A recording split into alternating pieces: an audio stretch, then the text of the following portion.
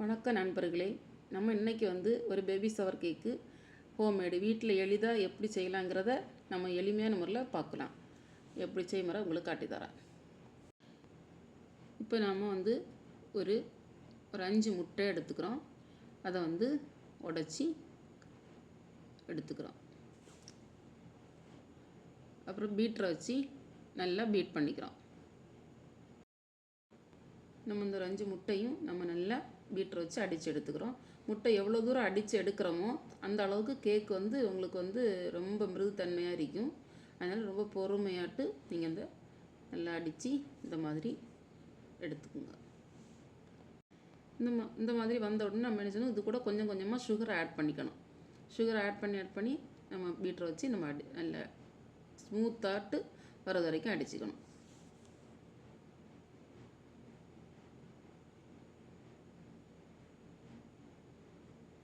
நல்லா ஸ்மூத்தாக க்ரீமாட்டு அடித்து எடுத்துக்கிறோம். உங்களுக்கு இதை பார்த்தாலே தெரியும், அவ்வளோ ஸ்மூத்தாக அழகாக இருக்கும். அதுக்கப்புறம் நம்ம 250 கிராம் மாவை எடுத்தோம்னா 125 கிராம் சுகர் சேர்த்துக்கணும். சுகர் பொடிச்சு தான் சேர்க்கணும், பார்த்துக்கிடுங்க. அப்புறம் மாவை நல்ல ஒரு சல்லடையில் வச்சு நம்ம அரித்து தான் சேர்த்துக்கணும். இப்போ நம்ம அந்த பேக்கிங் பவுட்ரு போட வேண்டாம். பேக்கிங் பவுட்ரு போடுங்க, பேக்கிங் சோடா போட வேண்டாம். நல்லா அரித்து இல்லை ஒரு கட்டை இல்லாமல் நல்லா அழகாட்டு ஒரு தடவைக்கு 2 தடவையாட்டு அதை சலித்து எடுத்துக்குங்க. அப்புறம் கொஞ்சம் கொஞ்சமாட்டு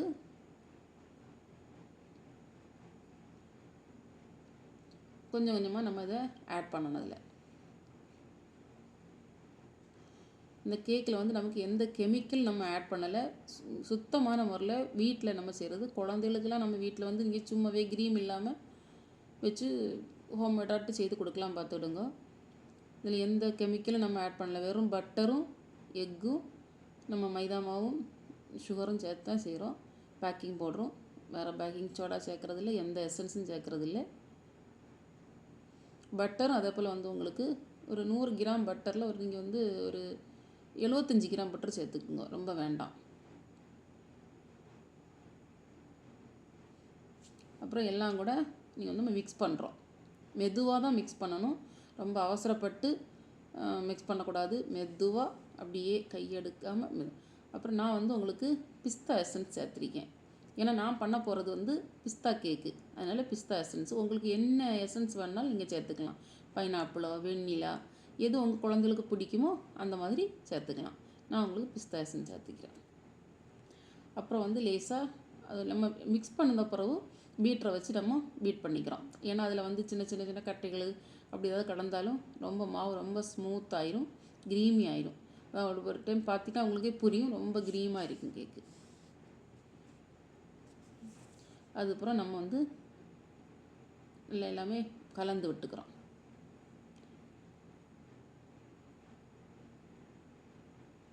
மாவு எடுத்து பார்த்திங்கன்னா தெரியும் எவ்வளோ க்ரீமாக இருக்குது, பார்த்தீங்களா? இந்த மாதிரி வரணும்.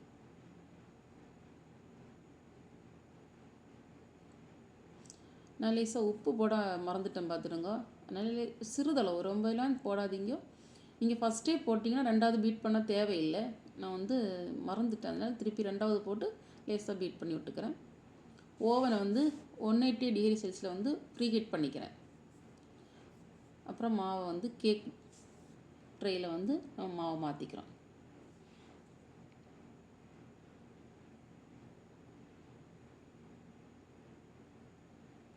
அப்புறம் ஒரு குச்சியை எடுத்து நல்லா கிளறி விட்டுவிடுங்க.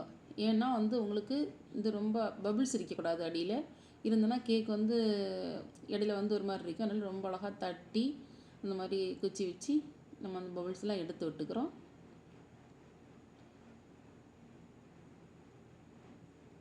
Oven preheat ஆகிட்டுது.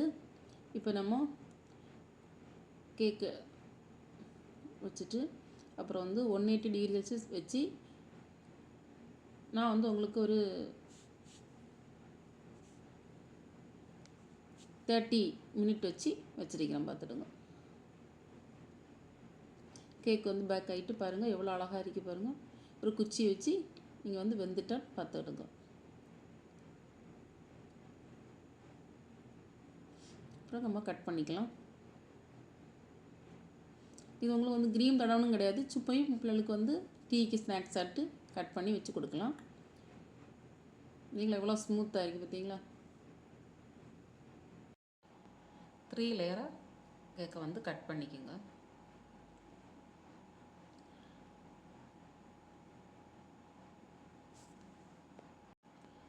இந்த கேக்கை வந்து குழந்தைகளுக்கு நீங்கள் சும்மா டீக்கு கூட சும்மா கொடுக்கலாம். நான் இது வந்துட்டு பேபி ஷவர் கேக்குனால நான் இதுக்கு வந்து விப்பிங் க்ரீம் கோட்டிங் கொடுக்குறேன். எந்த கம்பெனினாலும் பரவாயில்ல, ஆனால் நல்ல கம்பெனியாக எடுத்துக்கோங்க விப்பிங் க்ரீம். இப்போ நம்ம விப்பிங் க்ரீமை நல்லா பீட் பண்ணணும். நம்ம விப்பிங் க்ரீம் யூஸ் பண்ணுறதுக்கு முன்னாடி ஒரு 5 நிமிஷம் ஃப்ரிட்ஜிலேருந்து வெளியே எடுத்து வச்சுக்கோங்க. வச்சுட்டு அதுக்கப்புறம் பீட் பண்ணுங்க. ஆனால் ரொம்ப குளிர் விடக்கூடாது, ஏன்னா அந்த பூ வந்து டிசைன்லாம் வந்து ரொம்ப வராது. அதில் ஐஸ் இருக்கிறது மாதிரியும் பார்த்துக்கிடுங்க. நான் நல்லா பீட் பண்ணி எடுத்துக்கிறேன். இப்போ நம்ம வந்து கீழே க்ரீம் கொடுத்துட்டு கேக்கை வந்து நம்ம கோட்டிங் கொடுப்போம் கேக்குக்கு. நான் வந்து உங்களுக்கு பிஸ்தா கேக்குனால கொஞ்சம் பிஸ்தா நட்ஸ் வந்து பொடிச்சு வச்சுருக்கேன். அதுக்கப்புறம் வந்து ஒவ்வொரு லேயராக வச்சு சுகர் சிரப்பு இடையில ஆட் பண்ணிக்கணும். சுகர் சிரப்பு ஊற்றி ஒவ்வொரு லேயராக நம்ம விப்பிங் க்ரீம் வச்சு நம்ம கேக்கை வந்து ஃபினிஷ் பண்ணிட வேண்டியதான்.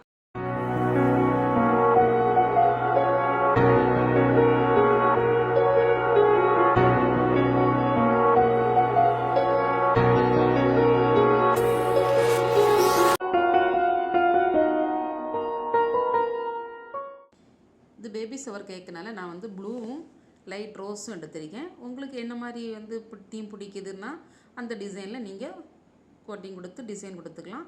உங்களுக்கு பிடிச்ச மாதிரி கேக்கை நீங்கள் ஃபினிஷ் பண்ணிக்கலாம். இந்த வீடியோ உங்களுக்கு பிடிச்சிருந்துன்னா லைக் பண்ணுங்கள், ஷேர் பண்ணுங்கள், சப்ஸ்கிரைப் பண்ணுங்கள், கமெண்ட் பண்ணுங்கள்.